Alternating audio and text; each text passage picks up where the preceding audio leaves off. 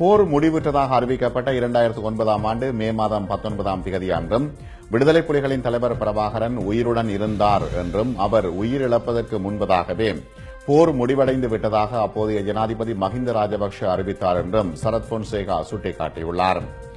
நிதி அமைச்சின் கட்டளைகளை அங்கீகரிப்பது தொடர்பான விவாதம் நாடாளுமன்றத்தில் இன்று வியாழக்கிழமை நடைபெற்றது. இதில் கலந்து கொண்டு உரையாற்றிய பொழுது சரத் பொன்சேகா இந்த அதிர்ச்சி தகவலை வெளியிட்டார்.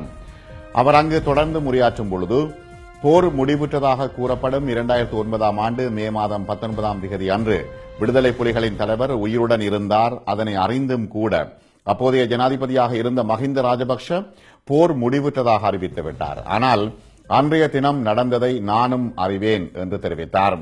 யுத்தத்தை வெற்றி கொண்ட பெருமையை அடைவதற்காக திட்டமிட்டபடி தன்னை வெளிநாட்டிற்கு அனுப்பி வைத்தார்கள் என்றும் அவர் குறிப்பிட்டார். நாடு திரும்பியவுடன் தன்னை அலரி மாளிகைக்கு அழைத்து முப்படைகளின் தளபதி என்ற பதவியிலிருந்து விலகுமாறும் அழுத்தம் பிரயோகித்தனர் என்றும் அவர் குறிப்பிட்டார். அத்துடன் நாடு திரும்பிய மஹிந்த ராஜபக்ஷ யுத்த வெற்றியை தம்வசப்படுத்திக் கொள்ளும் நோக்கில் மண்ணை தொட்டு முத்தமிட்டார். கோட்டாபய ராஜபக்ஷவும் யுத்த வெற்றியை தன்வசப்படுத்திக் கொள்ளும் பிரயத்தனத்தில் ஈடுபட்டிருந்தார்.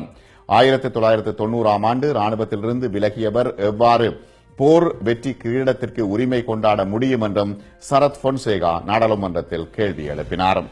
மேலதிக விவரங்களை அறிந்து கொள்ள ibctamil.com என்ற எமது இணையதளத்தை பார்வையிடுங்கள். வணக்கம்.